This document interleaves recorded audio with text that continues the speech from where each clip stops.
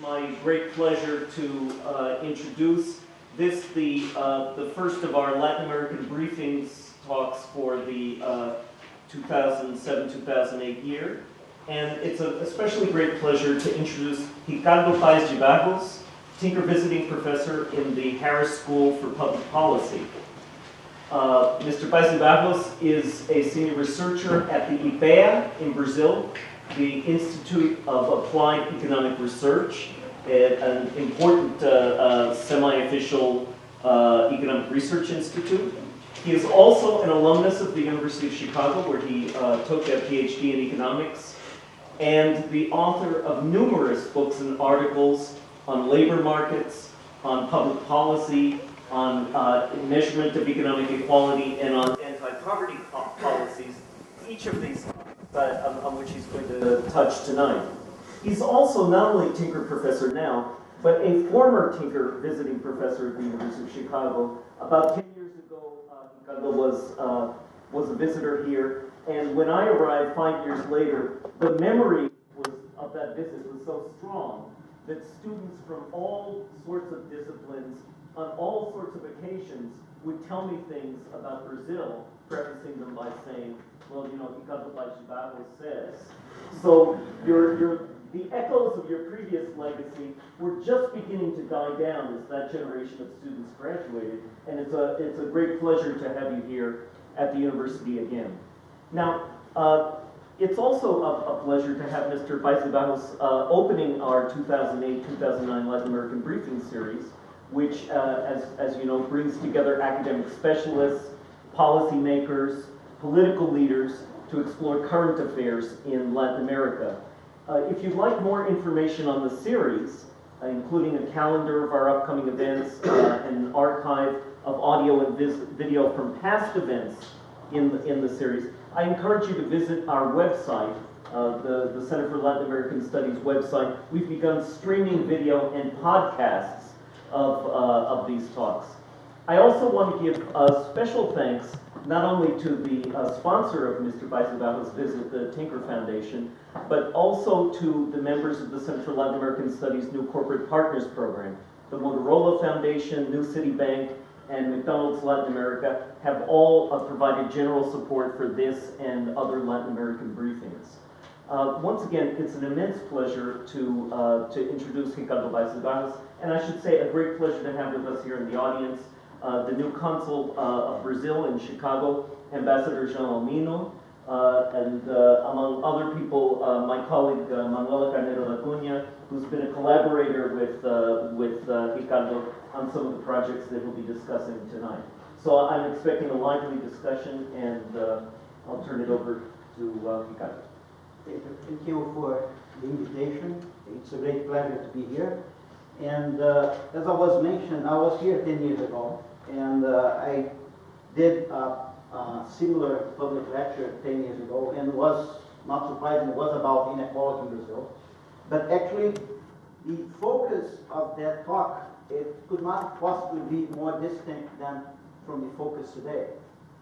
10 years ago, I was trying to explain people and the students here why inequality in Brazil was so large, and why it was so stable, and why social policy in Brazil was so ineffective to reduce inequality. And the presentation today has a completely different focus, because I'm going to talk about why inequality in Brazil is kind of declining extremely fast, and what social policy has to do with that, and more importantly, maybe, what can be done for this process of continuous decline in inequality to be sustainable. Well, so let's, this is a joint work with many people. One of them is Gabriel here, now a student in the economics department. So let me just talk about the magnitude of this decline. And this is the graph that gives you the what we know about the decline of inequality in Brazil. And I'd like to spend a few minutes in this graph. Well, this graph tells us what happens to the Gini coefficient in Brazil over this period.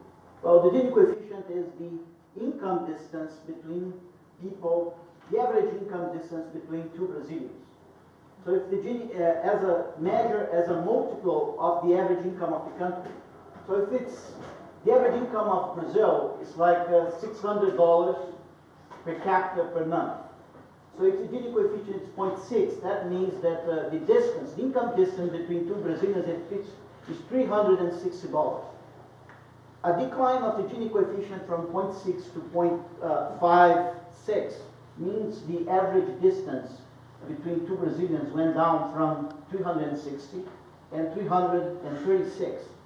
And you may say, well, is this anything significant? I mean, the Gini coefficient is going down by 1.2% per year. Should we be celebrating this? I mean, this is of any importance? I think if we're not familiar to deal with Gini coefficients, and I tell you that Gini coefficient is going down by 1% every year, you may have all the reasons to feel that this may not be a lot. But let me try to show you that this is a tremendous decline in inequality. But before, let me just show you that this is not just a Brazilian phenomenon. Actually, this is going on all over Latin America.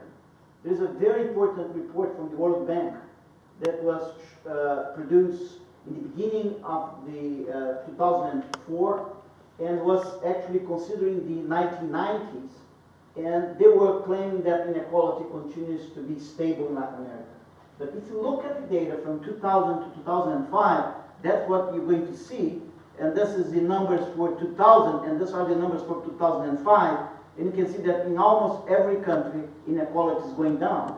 And actually, inequality is going down faster in the countries, in the high inequality countries like Brazil, Mexico, and Guatemala. But it's not going down very much in low inequality Latin American countries like Costa Rica, Venezuela, and Uruguay.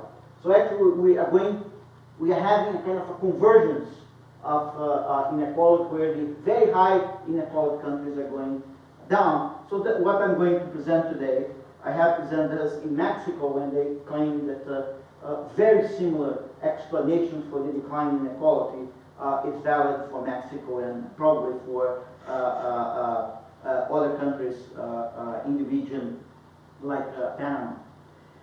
Okay, so how can I try to convince you that this decline of 1% in Gini coefficient is something really large?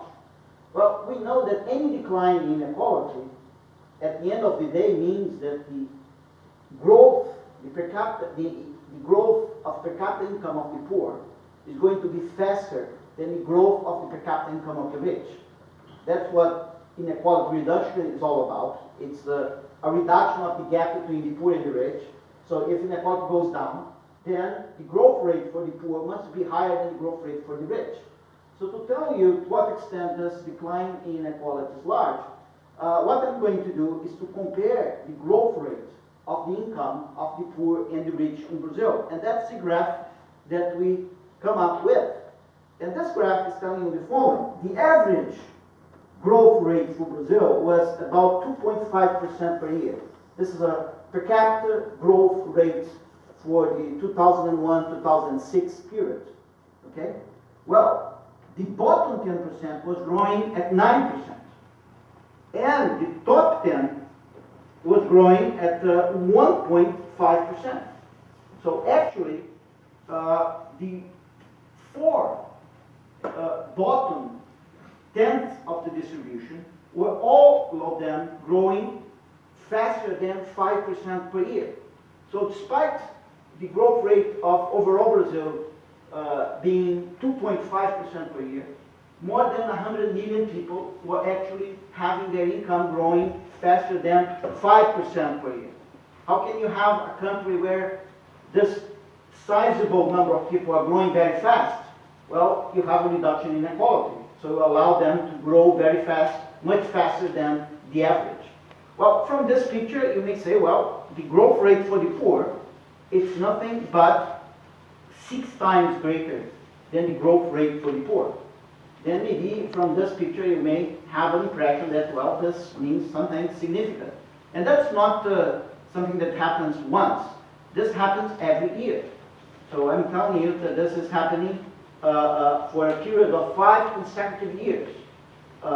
This picture reproduces itself 5 years in a row. So that means the rich guys are looking at the poor guys, and the poor having a growth rate that's 6 times greater than the growth rate for the rich. Well, that's reduction in inequality.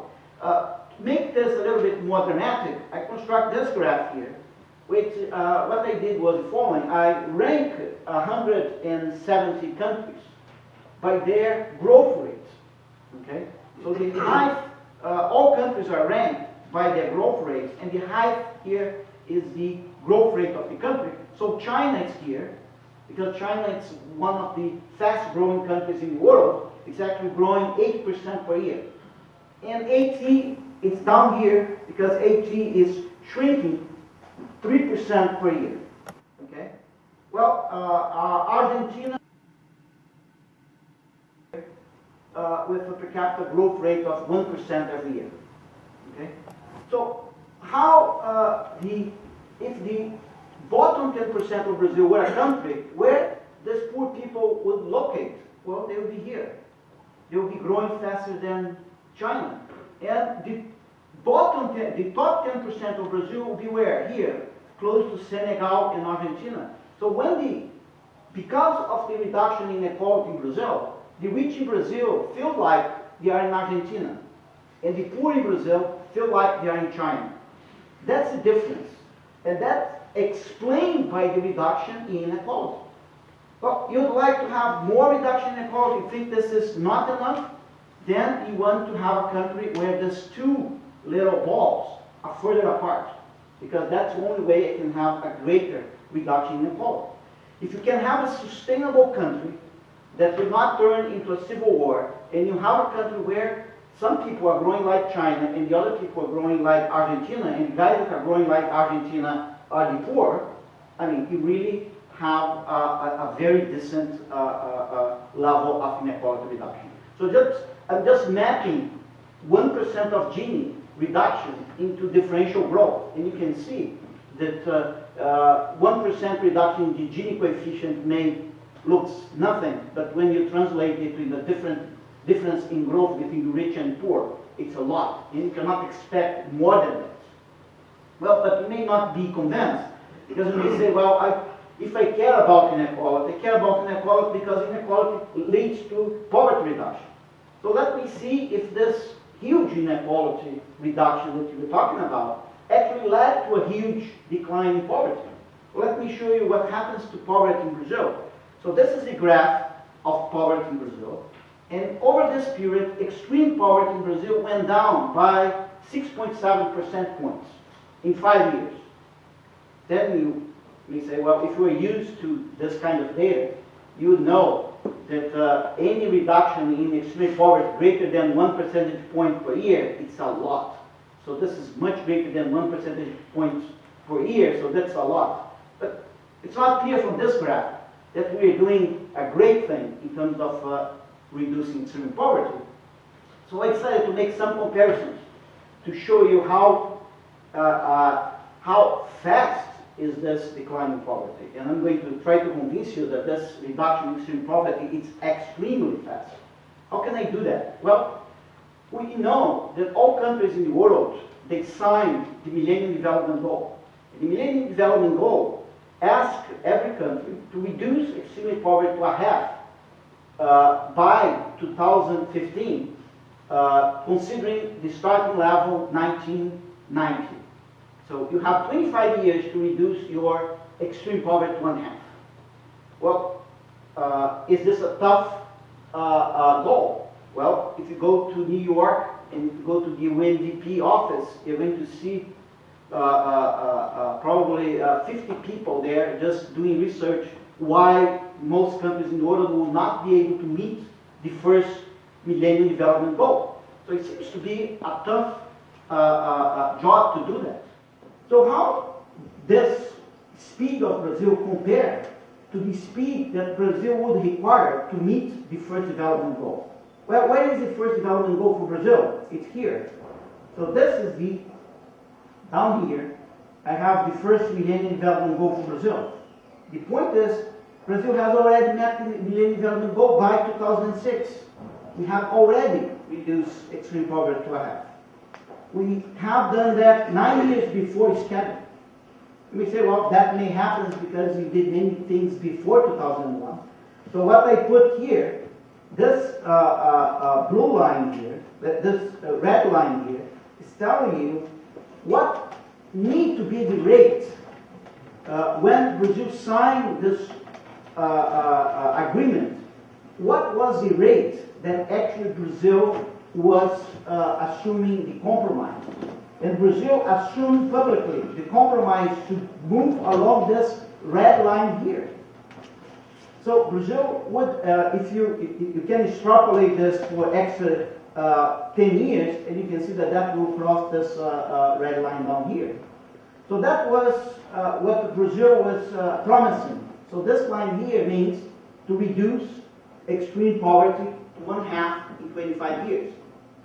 Translate into this setup here, give you this one. Well, what's the conclusion here? Brazil now, it's actually reducing extreme poverty 3 times faster than what would be required to meet the first development goal. So it's 3 times faster. But then you say, well, okay, but what this has to do with inequality? Because some of this reduction in poverty comes from growth. So maybe most of this reduction in poverty came from growth, and actually the reduction in inequality was not so important. So to finish this, what I did was a simulation, where I simulate this blue line is what actually happened to the inequality in Brazil. But what actually happened to inequality in Brazil depends on what happens to, this is what happens to extreme poverty in Brazil. And what happens to extreme poverty in Brazil depends on what happens to economic growth and what happens to inequality. So what I did was to freeze the per capita income and simulate what would be the evolution of poverty, what would be the evolution of extreme poverty, if the only thing going on were the reduction of 1.2% of the Gini coefficient every year. And the picture looked like this, is this green line here. This green line here is how inequality would, how extreme poverty would decline if per capita income stayed the same. So that means that only that reduction in inequality that we have in Brazil would have reduced extreme poverty over this period by 4.2 percentage points, which is twice as much as the Millennium Development Goal requires. So this decline in inequality is large enough that allows Brazil to reduce poverty just by the reduction in inequality twice as fast as what would be required by for meeting the Millennium Development Goal. So it's just telling you that that reduction in inequality actually has a huge impact on poverty, actually makes the growth rate for the poor to grow much faster than make the growth rate for the poor to be much faster than the growth rate for the rich, and then led to a substantial decline in poverty. So the question is, to what extent, what was the cause of this? And to what extent is this sustainable? Are we in a sustainable path? Can this be reproduced year after year? If I can have time, I can come back later and show you that for Brazil, if you define in a way that I can show to you later if we have time, what would be a decent level of inequality for Brazil, even at this speed, would take Brazil 25 years to reach a decent level of inequality. Okay?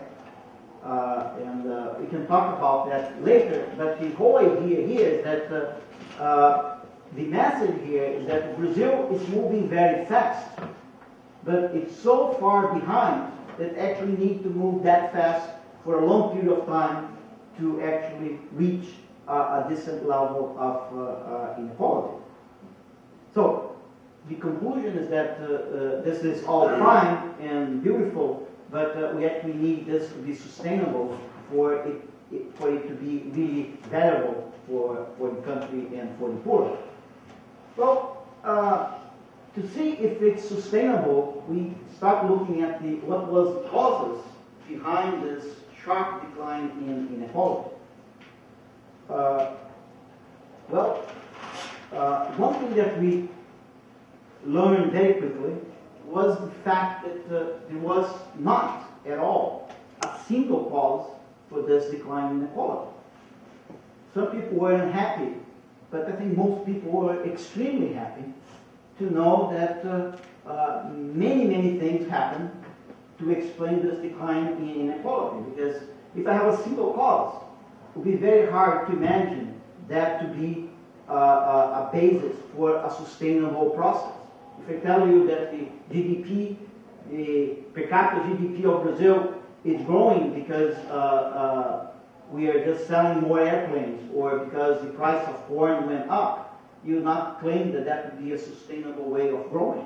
But if the growth is related to what's going on in many different sectors and we cannot really tell exactly what is generating that growth, then may be bad for social science, but it may be very good for sustainability of growth, because it's something very intricate, and then that they can really.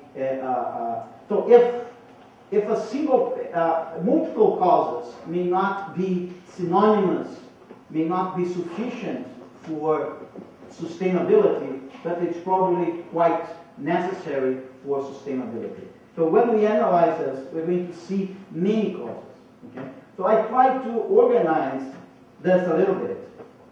And to organize this a little bit, this simple expression here, the simple identity, helps a lot.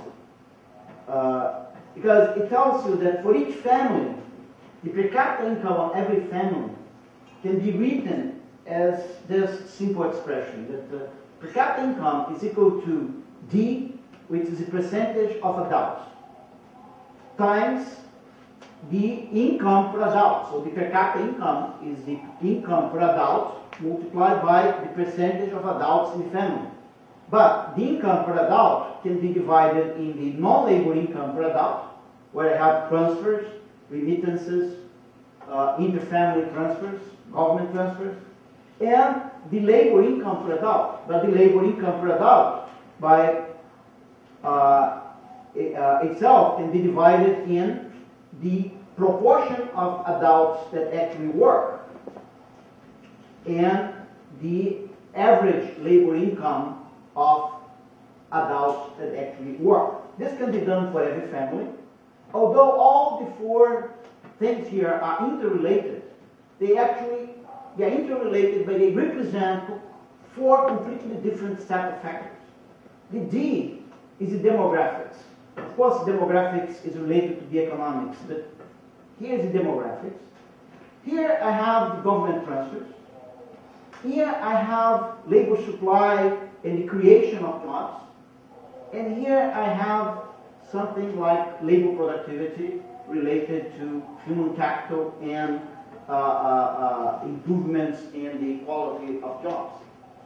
So if this is true for each and every family, if this expression is true for each and every family, then the distribution of Y, the distribution of income, is a function and can be determined by the joint distribution of these four objects. There's no way the distribution of income can change if the joint distribution of these four objects do not change. So the exercise we did was the following. Well, we want to search from where the changes came from. So what we did, we start with the joint distribution of these four objects for 2001. And then we say, well, we have the distribution of these four objects that's made by the marginal distribution of the four objects plus the association between these four objects.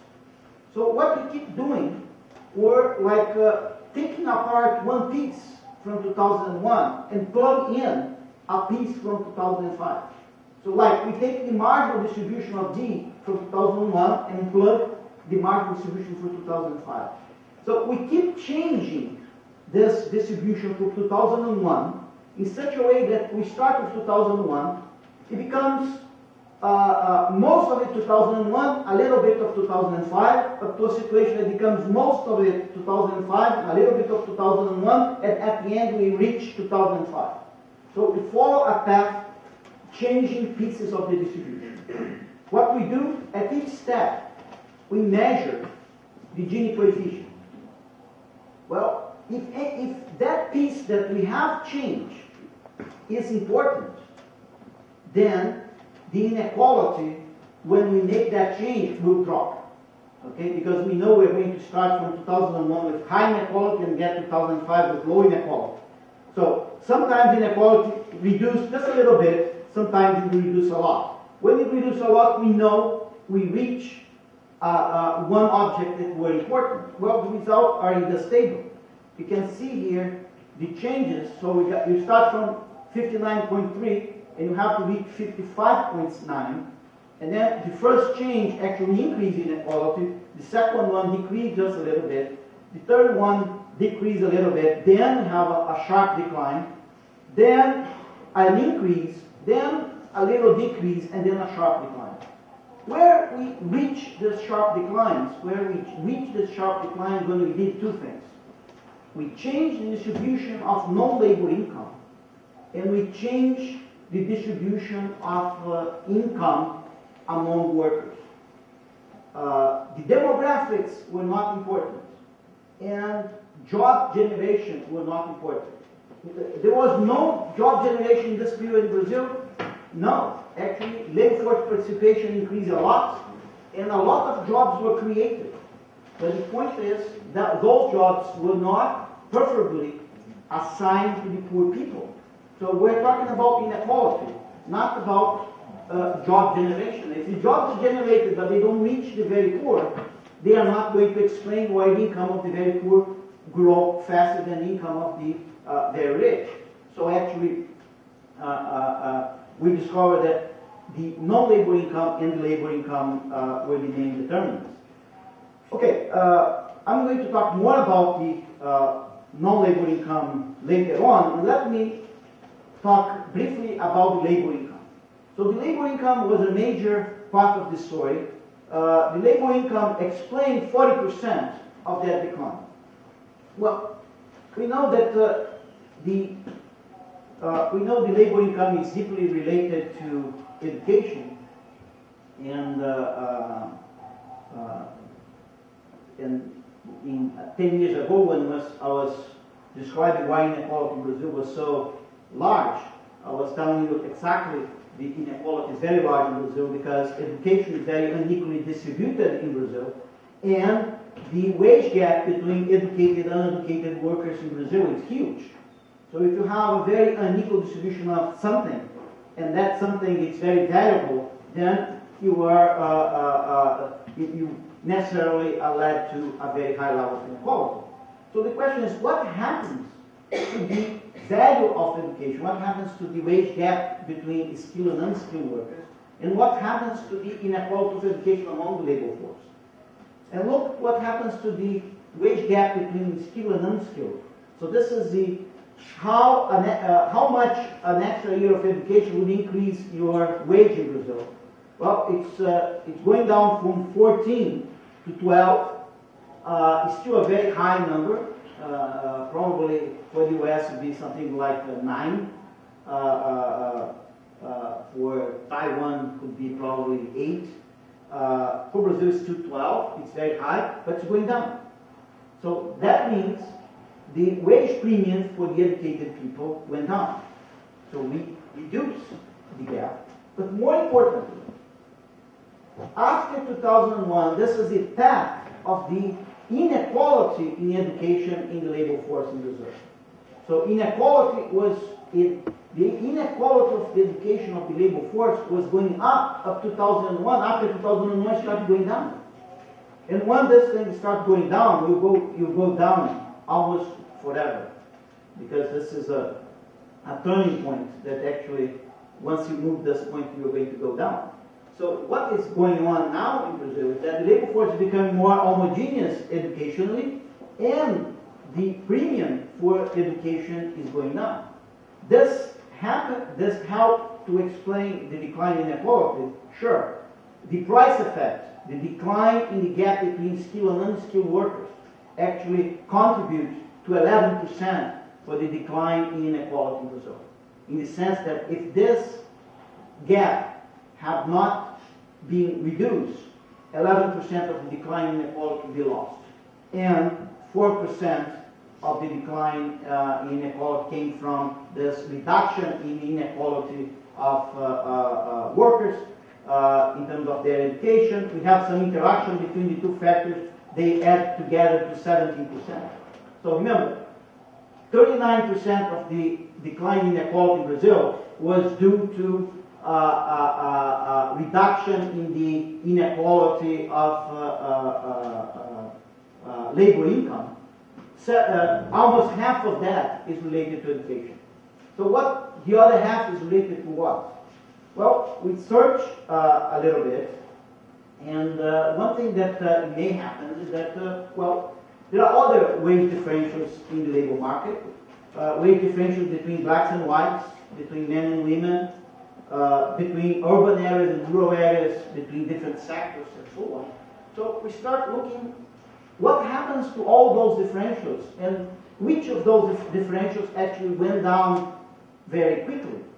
And one very interesting thing that we didn't suspect at all, and this graph presents to us, is that over this period in Brazil, we had a very significant reduction of the wage gap between observably equal workers in the big cities and the small cities of the interior. Typically, Brazil, it's a country where you have a lot of migration from little towns in the interior to the big towns. Well, over the past 10 years, the gap between the wages in these two areas reduced a lot. And that was a change within states.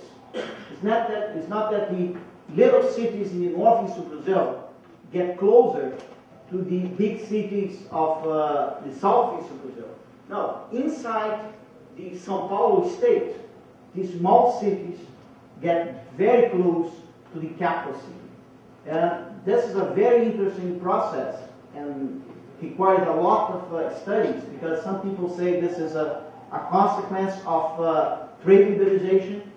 Then firms move to the interior of the country to seek for to gain competitiveness, because they are moving away from unions to the interior. And this is now possible because education now is reaching those areas, so you could have educated workers in those areas. We could not have done that movement 20 years ago because we didn't have the educated labor force there. Now you can do it. Other people say that this is just a minimum wage policy. You increase the minimum wage, wages goes up more in the interior than in the capital. Other people say this is a shift in this is an indirect consequence of the large increase in government transfers. What the Brazilian government did was to transfer a lot of income to the poor in the very remote areas. Well, if those poor guys with this extra income start buying things, they're going to press up the price for goods in those areas, and actually the benefit for them will be not all that great because the prices are going to go up, but the wages of many of public people providing services in those areas may go up too. But that was an important thing. Many things happened. The agriculture wages improve a lot. We have a very large improvement in agricultural productivity. But at the end, all these notions of labor market imperfections on a whole, they decline, and they explain something like 13% of the decline. So this 13 plus the other 20 from education, we come up with 33%, which is almost the 39% that we have explained. Okay? Important to note, it's important to notice that the decline in inequality in Brazil was not led by a reduction in race differentials. It was not the black-white differential that was actually reducing inequality in Brazil. Those gaps actually remain quite constant. It was not male-female earnings gap that went down. Okay? It was mainly sectoral gaps that went down. And an important thing, the formal-informal gap was not contributing at all. So it was not the case the formal and informal sectors approach each other. Quite the opposite. And this would be related to our social policy because this was a period with a huge increase in taxes and a very large increase in government expenditure. So actually, it was not very good for the formal sector. So actually, the formal-informal sector gaps actually increased over this period, and this was not one of the reasons why inequality went down. So this kind of methodology allows you to search and see where inequality actually, which factors contribute more and less for this reduction in inequality. Okay, up to this point, this may look like a very nice story where everything were all right, and everything that was done was perfect, and inequality was going down, poverty was going down, and everything is perfect. Well, let me tell you that the story is not like that at all, and it's very important to realize that if you want to have sustainability. What happens in Brazil, if we can characterize it that way, was a government that suddenly had a lot of money because the government discovered that it could increase taxes. So actually, he increased tax a lot. Not just Lula government, but Fernando Henrique government, and the previous 10 years in Brazil, we have been increasing taxes a lot. And the government has been spending a lot. And how the government has been solving the dilemma between people that propose such policies and people that propose other policies. They say, let's do both. So some people say, well, we should do a very well-targeted transfer program that really reach the poor, that is really targeted on children, that should really enhance human capital and should be very efficient. Then the government say, well, let's do that. And they will check if you are very efficient and if you are everything. The other guy will tell you, we don't need to be efficient. We don't need to target anything. We should give money to all the elderly in the country for whatever reason. They don't have to pay bus rides. They don't have to pay anything. We don't have to be efficient. And then the government say, yes, we have to do that. So give money to those guys too. And for them, we don't check if they're efficient because they said they don't have to be efficient. So what we have now in Brazil, it's a mixture of everything. Because we don't have budget constraints. So how you solve the conflict between people with different views of social policy? We do everything. Okay. So we have each state in Brazil has 100 social policies, 100 social programs, and we have 27 states, and the federal government has an extra 100 social programs. So if you imagine a program, a social program, I would doubt if that program is not there in Brazil somewhere. So we do have it, and that's not special about Brazil. Mexico is like that, and talking to people in India, they say, well, India is the same thing, and they have millions of programs. What's the good thing and the bad thing about Brazil depends on whether you are a pessimistic or optimistic person. The point is, now the government is facing a hard budget constraint. From now on, he realized that he has to limit the amount of taxes, and the government just have enormous loss in Congress when he tries just to keep all taxes in place. People cut taxes. So the government now has a hard budget constraint. Well, is this bad? Well, it depends if the government can make decisions. The good thing about Brazil is that we have so much bad policy that we have huge amount of room for shifting from bad policies to good policies with a budget balance and make poverty to go down and make inequality go down. But to do that, you have really to make difficult choices. So let me try to explain to you two choices about Brazil. One is between the elderly and the children. And I think it's not different from the US. Like in Brazil, all the elderly can ride on the buses for free, and the students cannot. So we allow the students have to pay, and the elderly don't have to pay. Not everywhere. But let me show you a very important bias in Brazilian social policy. Well, here I have a graph where in this X I have age. So this children 0 to 10, and this the elderly 65 to 80. And this is the level of poverty, so this is the poverty head count. After the government has charged you with taxes, before the government has transferred you any income. So this is how the poverty life cycle profile look like before government transfer. Well, I'm giving you a hint.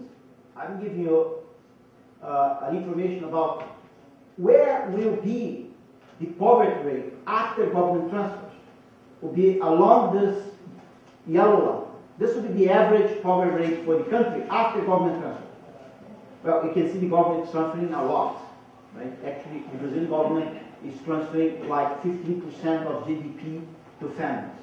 Okay, so it's a considerable amount for a developing country. 15% of GDP being transferred from the government to families. Okay, so that's a lot, and that's why it can take care of this huge blue area. Okay, but if you were a government and you want to transfer this amount of money, how would you like poverty to look like after the transfer? Well, a very rational government would say, well, I want it flat, like this line here. All groups will have the same poverty after I make the transfer. I will eliminate this excess poverty for the elderly and this excess poverty for the children. Well, a government that's looking a little bit ahead would say, well, I'm going to tilt this a little bit and going to benefit children a little bit more, because after all, children will be the workers of the future. So let's reduce a little bit more the poverty among children, and let the poverty among the elderly be a little bit above average, because I'm trying to favor some investment on children. So what does the Brazilian government? Comes the Brazilian government with this gigantic project full of money, give the money to these people, and look at the final level of poverty in the country. It's like this. So if you put the two together, you get this. So where do you see poverty among children? It's like this. How is the poverty among the elderly? It's like this. What is this? Government transfer. Because one guy asked the government to give, one group of people asked the government to give 400 reais for every elderly, and the government gave. The other guy said, well, we should give money to the children for investing in human capital, but we don't need to give more than 15 reais. And the guy said, okay, give 15 reais to the children. So after we give 15 reais to the children, because the guys were very concerned about budget and being efficient, and you give 400 for the elderly, because the other guys didn't care much about efficient. At the end, we have that. What happens over the past years? This is how much extreme poverty were reduced. But look, extreme poverty were reduced among children, but look how much extreme poverty were reduced among the elderly. So we are reducing poverty among the elderly, even though poverty among the elderly was already smaller. Look at the situation today. It's ridiculous. That's the age profile of poverty. Remember, it was 11% I present to you. Well, it's 11% for the country, but it's 20% for children. And it's basically zero for the elderly. Because if you're just an old person, you just go to the government, they're going to give you a pension that will take you out of poverty. Okay? So, with a budget, you have to fix this, and you have to tax these people somehow, reduce their benefits, and increase these benefits. And remember, you have much more people here than here. Okay? What people in Brazil claim is that what people that like this say, well, this worked very good, so we should do this for everyone in Brazil. Well, the point is that would cost another 20% of GDP. Okay? So that's not feasible. That's very nice, but cannot be done. So the question is how you are going to recover this children that only receive very efficient programs. How you are going to reshuffle your budget. That's one example. The other example is the minimum wage. Now, Brazil has a very strange law where the minimum wage is related to growth on GDP, not per capita GDP, GDP. If the GDP goes up by 4%, the minimum wage should go up by 4%. People estimating when the minimum wage will be higher than the average wage in Brazil. Because it will not take long, because if you go up by national GDP, not per capita GDP, it's strange, but that's what they're doing. And they say, well, that was reducing inequality, and that's true. I mean, if you increase the minimum wage, reduce inequality, reduce poverty. The question is, how much would that cost? And can you keep doing that? So I have this graph, where what we did was form this line here. What we have here in this X is the income of the bottom 10%, income of the bottom 20%, income of the bottom 30%, 40%, 50%, and so on. So we are talking about the average income of the bottom of the distribution. Okay? Because we know that for distribution and matters, that's what's important. Okay? Well, then this minimum wage line here, it's what would be the impact of a 10% increase in the minimum wage on the income of the poor. And you can see that will not benefit much the very poor, but will increase the income of a bunch of people here. Okay? So there is no question that an increase in 10% of minimum wage will increase the income of the bottom 20%, of the bottom 10%, of the bottom 30%, the bottom 40%, and so on. And just for your information, all the pensions of the elderly are linked to the minimum wage. They cannot be lower than minimum wage. And the pension for the children, the guys that designed programs said, we never should link this to the minimum wage. And the president said, yes, that's true. That's what we should do. So it's de-linked to the minimum wage. So when the minimum wage goes up, the pensions of the elderly goes up, the benefits for the children stays the same. Okay, because one is linked, the other one is not linked. Okay?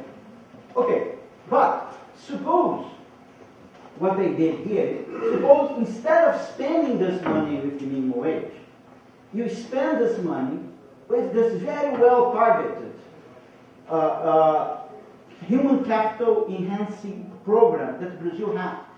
Brazil has a program that's called Bolsa Família. That's one of the reasons of the success of our social policy. That give something like $7 to each child every month. $7 for each child every month. And you may say that's nothing, but actually it has an enormous impact on human capital accumulation, has an enormous impact on nutrition, has an enormous impact on poverty, and actually it's functioning very well. And the point is, if we just take this money that we're using for increasing minimum wage, and we send this money to exactly the same people that already receive this Bolsa Família program, what would be the impact on the average income of the bottom 10%? Well, the impact would be like this. Same money. Same money has this impact on the bottom 10, has this impact on the bottom 10 if you go to Bolsa Familia. It doesn't matter how you cut poverty, it's always higher here than here. That means that it doesn't matter how you measure inequality, it doesn't matter how you measure poverty, it doesn't matter how you choose a poverty line. Using this money for this Bolsa Familia program will always be better than using this money increasing the minimum wage. Then you say, well, then it's trivial that the government will shift from one situation to the other. But then I construct a different graph that can tell you why it may be not that easy. And what they did was the following. Here, it sounds ridiculous, because if I accumulate from the poor, it doesn't matter how I define the poor, giving this money to the to families with children, it's all better than to increase the minimum wage. Why anybody would choose to increase the minimum wage? But everybody in Brazil is actually talking about increasing the minimum wage, not giving this money to the children. So I was wondering why. So I did the following. I did an exercise that I didn't know what the answer would be, but ended up being very nice, where I accumulate, instead of accumulating from the poor, and say, well, suppose the government is not concerned with the average income of the poor. But suppose he is interested in the average income of the middle of the distribution. So what they did was to accumulate, not from the poor, but from the middle. You open a window in the middle, and then you keep opening the window, and you keep looking at the average income of the middle. And then you look, what's the impact of the minimum wage? This big. What's the impact of the program that goes to the poor children? Well-targeted program, going to be very poor children, very small, because the poor children are not in the middle of the distribution. And the people that actually receive these pensions and receive minimum wage in the formal sector in Brazil are in the middle of the distribution. So actually, going from, if you want to maximize income of people at the middle of distribution, you should do minimum wage. If you want to increase income of people at the bottom of distribution, you should do Bolsa Familia. What the Brazilian government is doing, very smartly, is doing both. So you can increase the income of the poor, and then you can increase the income of people at the middle of the distribution. The point is, when you have a budget, and you can only do one thing, can you really shift from paying attention to the middle to pay attention to the bottom of the distribution? So I think this is the main dilemma for Brazil and many Latin American countries, that no doubt Brazil, Mexico, and other countries, they have been able to reduce inequality and reduce poverty substantially. But in the case of Brazil, it's very clearly that we have done that by increasing social expenditures and increasing all types of programs. If we want to make this decline in inequality and the decline in poverty sustainable, from now on, we have to make choices. And the advantage for Brazil, as I was mentioning before, is that we have plenty of room, because actually we have many policies full of money that we can actually change to other policies that are much more effective. So up to, we are very far from our frontier of possibilities. We are very inefficient. So we have all this space to do that, but to do that will require very, very difficult choices between benefiting the elderly against children, middle class against the very poor, and we can give millions of examples like public universities and many other housing programs and things like that, who gets benefits, and how rearranging expenditures we can reduce inequality. Okay, thank you.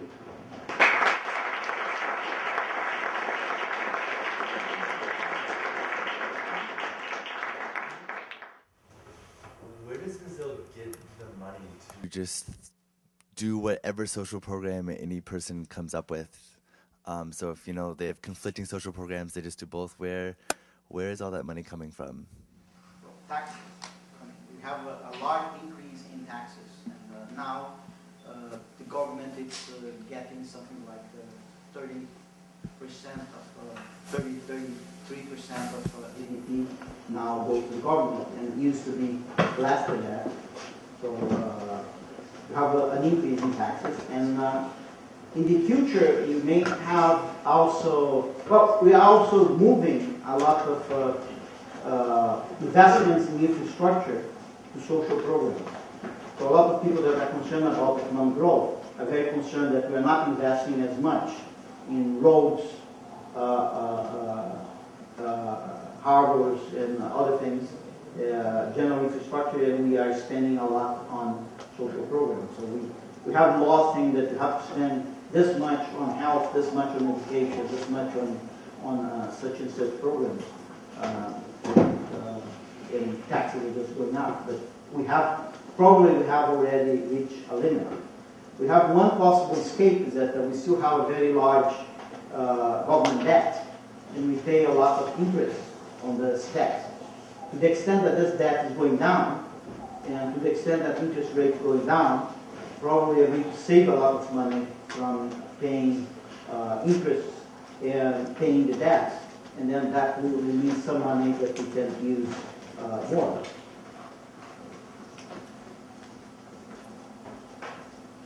I have two quick questions. I read an article on the New York Times saying that a lot of Brazilians that had immigrated to the United States are now going back to Brazil. Is that affecting the economics of Brazil now, or do you see it affecting the economics? And then also, the ethanol production in Brazil has almost skyrocketed in the last few years. Is that affecting the economics as well? The ethanol production? How is that affecting the economics? Those are my questions. Well, I cannot answer you because my feeling is that neither, but just my feeling. I have no study to show you, but I think the migration from Brazil it's too small to have an impact. And the ethanol industry, it may have a huge impact in the future, but still we don't have a sizable effect on the Brazilian economy. But the ethanol industry may have a very big impact on the Brazilian economy in the future. I guess it's two questions. The first is, you talked about the choices you have to do between elderly people and children and middle and poor. And how about the choice between rich, very rich, and the poor? The second point, I think it's the first one. Does it mean the fact that you doesn't put this in the equation? So the equation means that the rich are doing bad now in Brazil, they are overtaxed, or something like that. Well, the point is, well, that's a very important question, a very important point. The social policy in Brazil, it's smart enough. It's actually not giving money to the rich. It's actually giving money. It takes someone that's very poor and give that guy a huge amount of money. I mean, some money that will make a very poor guy to be well above the average for the country. So you can say, are you not going to help this very poor old person? And you say, sure, I have to help this very poor old person. But I cannot give to that person this much money because I don't have this much money to give to every poor person in Brazil. So the difficult thing about the social policy in Brazil is that they're not giving money to the rich. They're actually giving money to the lower middle class, to the poor, but then they choose a subgroup of the poor, and they give them a lot of money.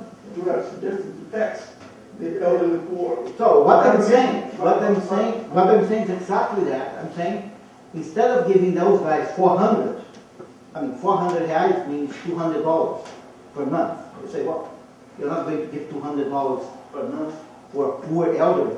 It's like, if I can give to all poor people in Brazil $200, I'll be happy to do it.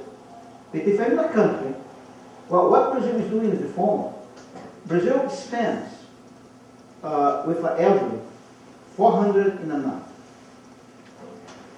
His grandson is going to school, and the government is spending less than 100 with the school of that child. So which country is that that's giving 400 as a transfer, a monetary transfer to the elders, and spending 100 on the education of their grandson? You say, well, I would love to give 400 for the elders, as long as I'm spending 500 with the children's education. But if I'm spending 100 with children's education, why am I spending 400 with the elders? But that's a difficult thing, because if I were giving 400 for the rich, everybody would say, well, take the 400 from the rich and give to the poor. That would not be a problem. The problem is, it's a delicate thing, because you have to look like with the microscope and say, well, I'm giving 400, but 400 is too much, because I'm giving 15 to the children. The children give 15, and to the other I give 400. And the education of the child, I spend 100. So it's a little bit unbalanced. So it's a tough question, because we are talking about taking money from the lower middle class and giving the money to the very poor. Because that's the way you're going to get efficiency. Many people say the following, well, let's not do that. Let's tax the rich and solve this problem. So people say the following, let's tax the rich, keep the elderly with 400, tax the rich, and send money to the poor. The cost of that, to equalize this stuff, will be something like $200 billion a year. So there's no way you can tax the... so the point is, Brazil is already being so generous with some groups. There is no way it can equalize it can level the field, because it's giving so much help to some groups that if it's trying to level this to everybody in the country, to make this universal policy, everybody in Brazil. So if you are a middle class guy, you go to a college, and the entire college is free. And you say, well, then let's calculate the cost of that. And let's give this amount of money to all the youth in Brazil for them to start their life. I mean, some people may want to go to college, some people want to open a new business. If you compute the cost of that, it's $150 billion. So the point of the Brazilian social policy is that the Brazilian social policy choose some subgroups, gave to them such a large benefit that now it's impossible to generalize those benefits to everybody in the country. Yeah, no. I was puzzled, not for the first time actually, by the fact that you only consider when let's say the transfers from the government plus the wage, plus the returns from wages. But do you consider in those transfers, for instance, the interest rates that rich people are getting for their money? I mean, that go between 11 and 12% a year, right, with no risk whatsoever. So I'm confused because it seems to me that rich people are getting much more than 2.5% growth a year if you include the interest rates that these people are getting from whom? From the government. So are you including that factor in your analysis, or are you not? That's what I'm asking. I am in an imperfect way in this data that I present here. But 2 points. One is that that's such an important issue in Brazil that actually Gabriel and I and Samir, we wrote the entire long paper exactly compiling all information from national accounts and different expenditure surveys and so on. trying to measure this, and our conclusion is that, of course, if you include all this other income, probably inequality will be a little bit higher. Okay? But remember, Brazil, it's already the champion of inequality in the world without including those things.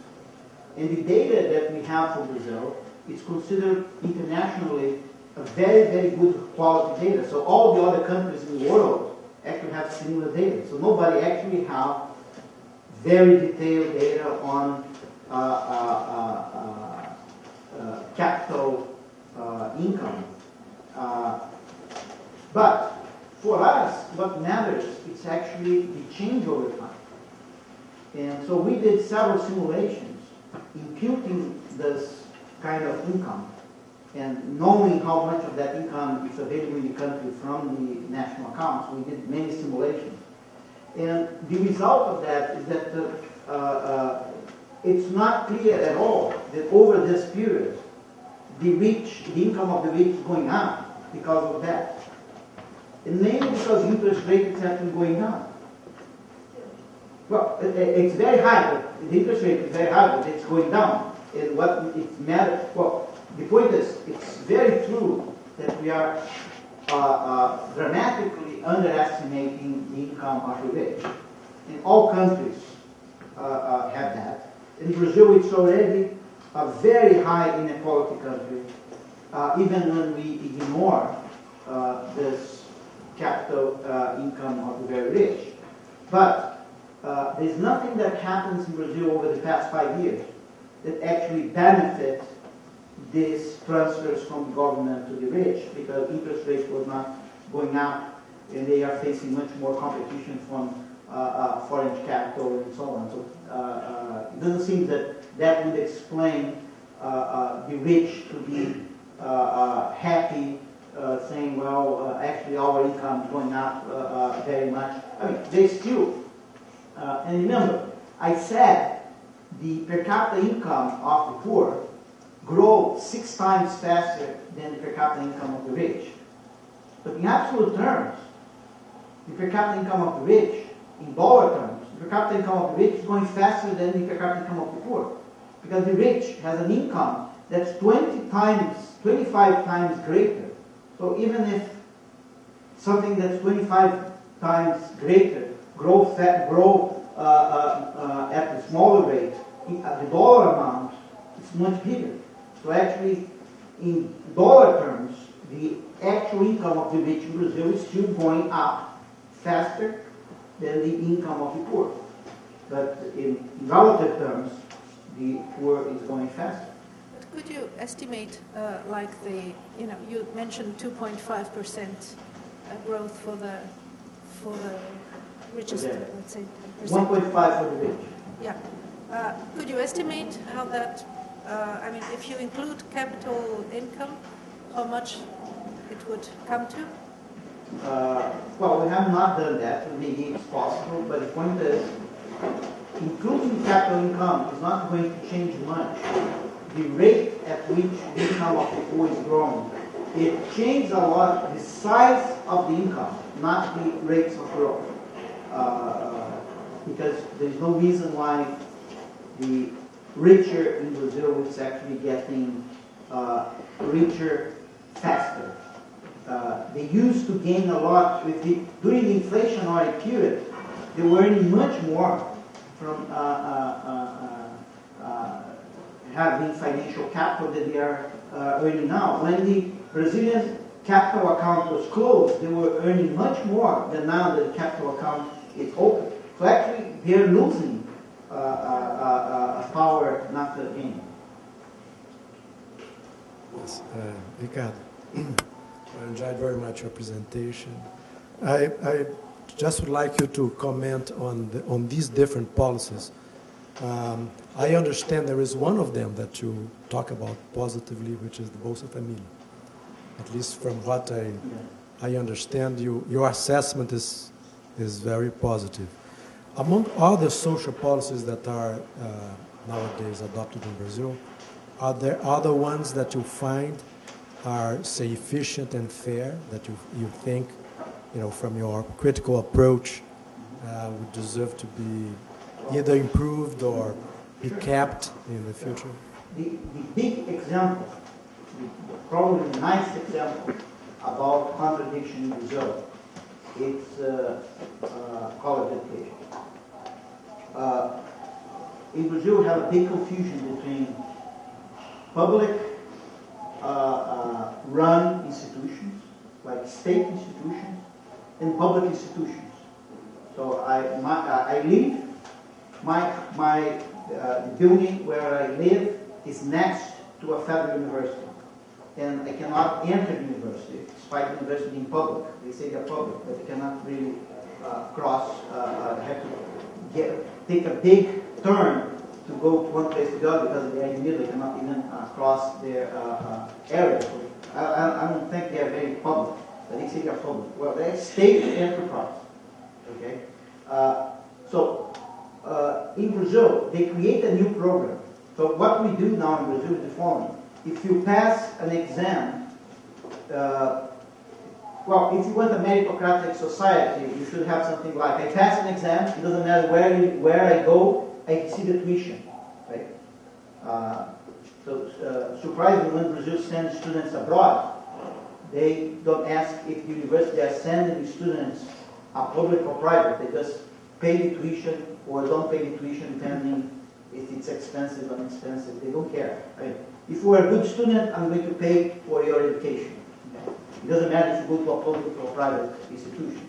In Brazil, I only pay you if you go to a public institution. So it's not a public institution, it's a state-owned university. So if you go to a state-owned university, if you pass, I give you free tuition.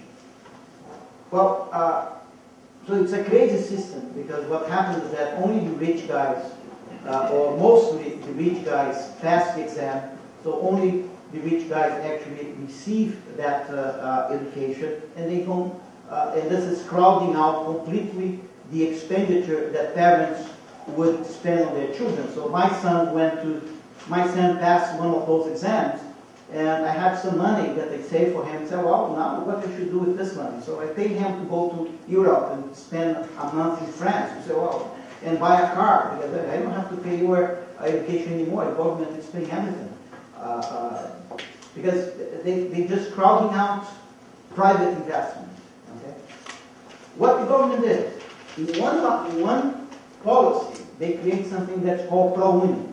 It's a wonderful idea. They create a program that's like reforming.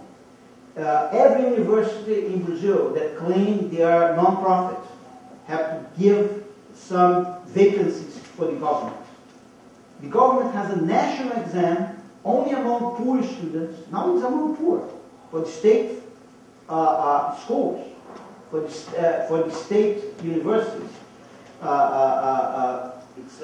it can be poor, rich, doesn't matter. For the ProUni, you have to be poor. It's a national exam, poor students, you pass the exam, you receive your full tuition for the entire period, plus sometimes a stipend. It's a perfect program. On the other hand, the government is building more 10 state-owned, very inefficient universities all over the place. So it's a case where you were kind of privatizing college education on one hand, and in the other hand, and give priority access to the poor. In the other hand, you were kind of doing exactly the opposite, which is a traditional thing. So if you want a very nice example of a very good policy, I would say the ProUni, it's an excellent example of policy. This is just a clarification. You mentioned then that inequality is going down across sectors, but not across genders? No, it's going down across genders, but not very much. So it doesn't explain much of maybe explain 1% of the decline in inequality in Brazil. And is this across entire distribution or only amongst the poor? No, in the entire distribution, the difference between men and women is going down, but it's going down very, very slightly. So it's not something that we were very effective in reducing over this period.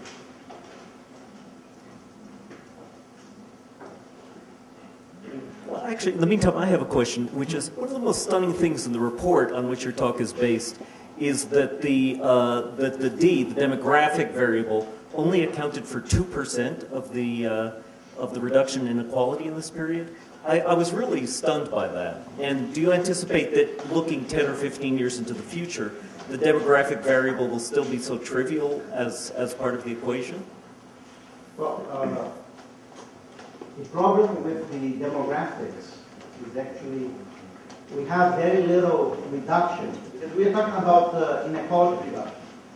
So actually we have some reductions in fertility and family size, but actually that reduction was not very differentiated between the poor and the rich. So because we have a kind of a homogeneous decline, the contributions were relatively small. And the book we published, actually there's one demographer that actually wrote an entire chapter trying to see to what extent demographic variables could explain more if you were more sophisticated about demographics, and the conclusion seems to be that demographics were not very important at all. Could you say a few more words about what's going on in the macro economy as a whole? I mean, for example, the GDP growth could be decomposed into the growth of the factors as well as total factor of productivity, but and I don't know what's big and what's small in Brazil, but beyond that, is it shrinking agriculture, increasing sector in manufacturing, and finally get to the inequality? So Brazil, like a few other countries, seems to be a country where the unskilled are benefiting from increases in wages, but certainly if you juxtapose it with the U.S. and many industrialized countries, we're getting these increasing, not decreasing skill premia. So what is your forecast for Brazil's future? I would not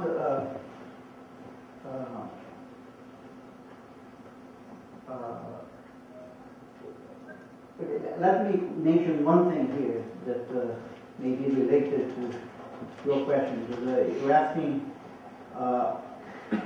probably too many things that I cannot answer. I will not try to answer you what exactly would be the macroeconomic, how to summarize this macroeconomic environment for Brazil here, but let me show you one thing that I think may be very problematic and important for and related to skill premium and labor productivity in Brazil. And this is the following. Here I'm moving from the beginning to the end of the distribution. And here I have the increase in family income. And here I have the increase in labor income. And the first thing you can see that the increase in family income is greater than the increase in labor income. That means that this is a period with a considerable amount of transfers. So half of this decline in poverty and inequality is transfers. So actually not related to any real change in productivity and things like that.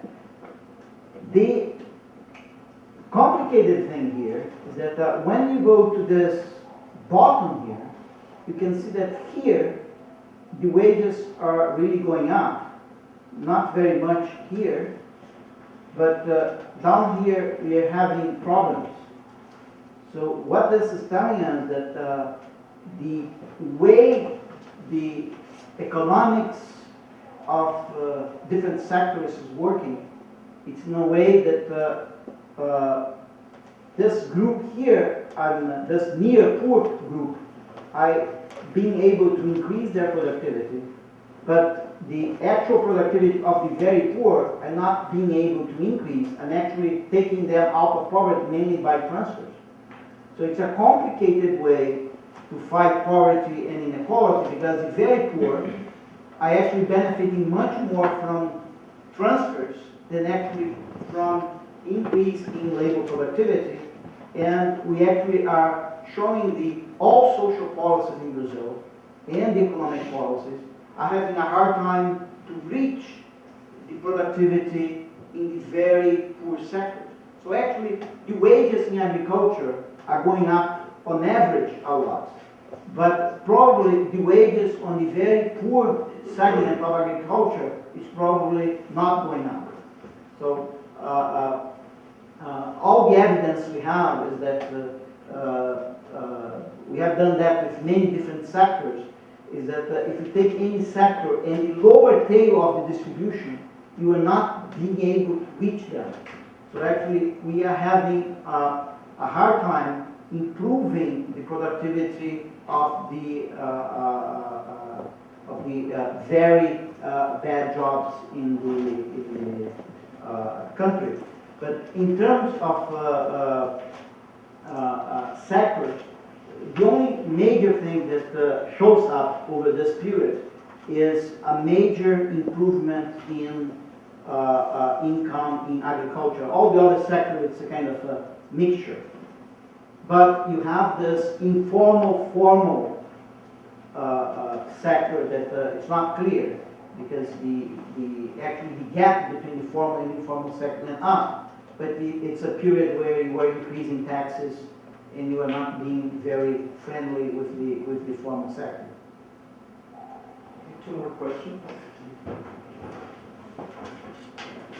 Excellent presentation. I enjoyed it. I had a couple of takeaways from interesting statistics that came out from your identity formula where you were showing some of the causal factors, and one was education, which made sense, but one you just touched on briefly that I thought was really interesting was when you measured the formal versus informal economy, it actually had a negative correlation to any improvement in the inequality gap.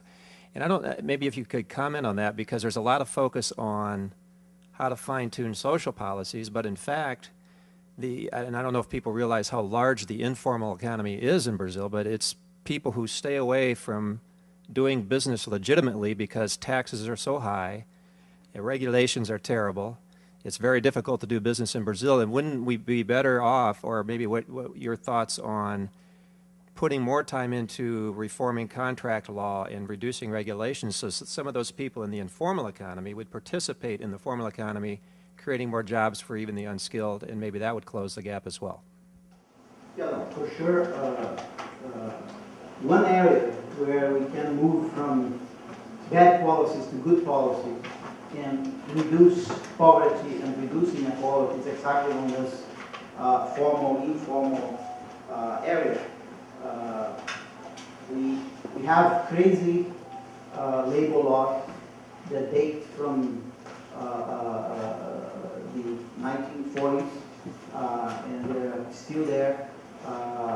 So we have plenty of room for changing the laws and have a major reduction in inequality and poverty. But it seems this is one of the areas that it's very hard to move on. But my feeling is that what we have to do is first of all to guarantee, we need laws like the following. If you ask me how to do it, I'll tell you the following first. You need money to guarantee that anybody that wants to register their firm can do it. If he doesn't have money, we pay for it. So it's like a birth certificate for a child. No child will be without a birth certificate because if the mother doesn't have the money, we pay for it. So if a firm is small, it doesn't have the money to register, we should have a program that will register the firm for the guy. So the guy has no reason for being informal because they say, well, I'm informal because I don't have money to register my firm. No, I mean, I can register the firm for you. The second thing is, you guys say, well, I'm not going to register my firm because you have crazy laws. And then the problem with Brazil is how to deal with heterogeneity.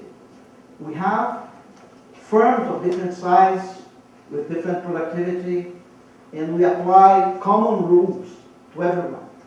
So the question is, then they are informal, they, and we know that they exist, we do not recognize them, but we do not fight them. Why? Because we don't want to take any position that we think they are doing a social valuable contribution.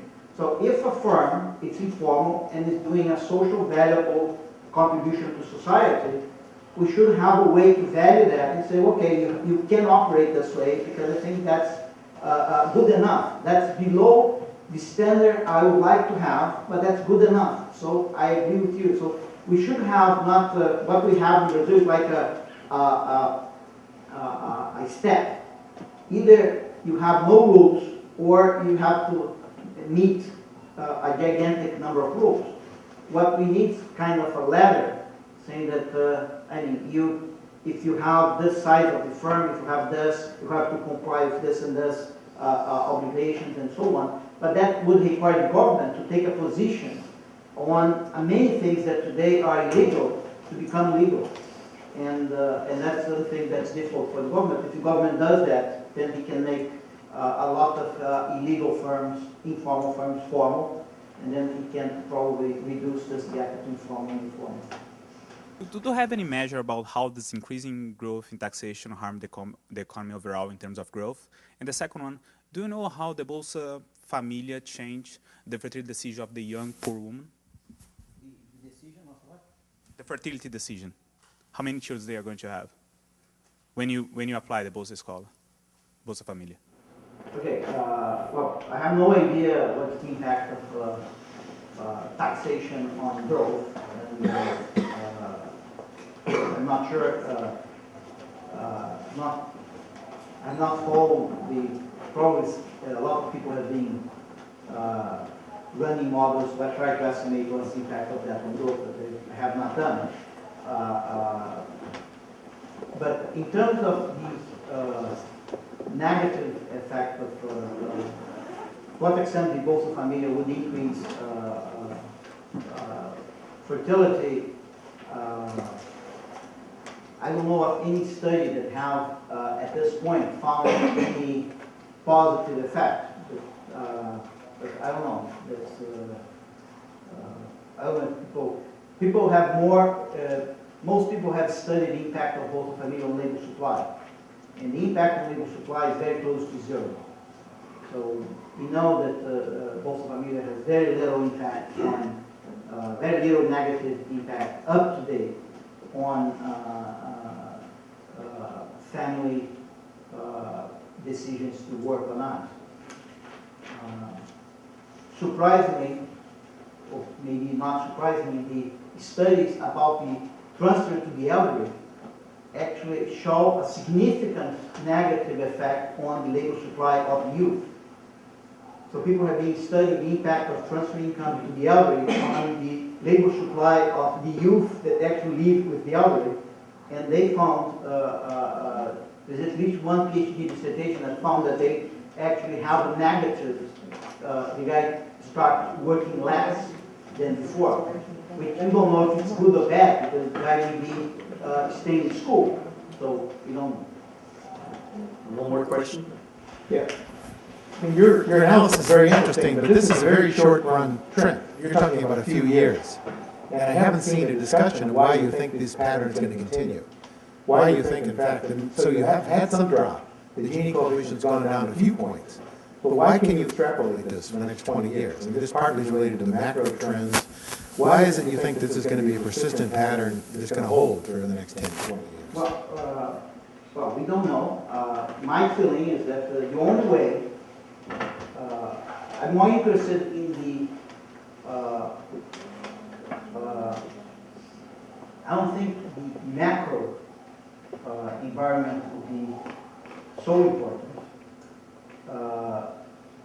I'm more concerned about how the Brazilian government are going to spend the money. The Brazilian government is spending 20% of GDP on social policy. My feeling is that for the future, it will be very hard for the Brazilian government to spend more than 20% of GDP on social programs. So my feeling is that the sustainability of this decline, okay, for the next 10 years will depend dramatically on the ability of the Brazilian government to shift, given the budget, to shift resources from less effective programs to more effective programs. So what I have been studying is how can you reallocate a given budget to different programs, and by the reallocation of this money from different programs, I think even without much economic growth, if you just reallocate this money from different programs, you can gain so much efficiency in the social policy that you can sustain a sizable reduction in inequality and poverty. And the main reason for that is that what's really the real reason for, there are two ways you can increase the income of the poor. One way is to find a new path for the poor. To say, you are going to plant this, and you're going to export this, and you're going not to bother the rich guys that are doing something else. Well, the other way to increase the income of the poor, it's actually allowing the poor to compete with the rich for the jobs that are already available in the country. And my point is, without any economic growth, Brazil could have a much smaller level of inequality and a much smaller level of poverty if positions everywhere in the country were filled with much more equality of opportunity. So if you could have a social policy that could actually give better education and give more openness of the available good jobs in the country, actually you could promote more equality, and you could promote you could promote some reduction in poverty, even if without generating new jobs or changing much of the productivity of some jobs. But over this period, you said there wasn't much of a contribution of change in discrimination, though. So that's not playing much of a role here. So when you mean equality of opportunity, you mean in sort of long-term investment somehow. Is that the idea? Not, but discrimination played a very small component here, changing patterns. The discrimination plays. For this 5-year period. I think, for example, even if you eliminate all the discrimination against blacks in Brazil, inequality in Brazil will go down by 4%, 3%. Mm-hmm. So not all levels, not all types of inequality are equally hateful. I mean, really, inequality against blacks are more important because it's the worst kind of inequality. But in a quantitative terms, Brazil is not very unequal because we have huge black-white differential. That's not the main reason why we are so unequal. Our inequality is more related to unequal opportunities to education. That it's related to race, but it's also related to parents' poverty and lack of credit for people and so on. Thank you. I want to ask you to join me in thanking our speaker, Ricardo Paes de Barros.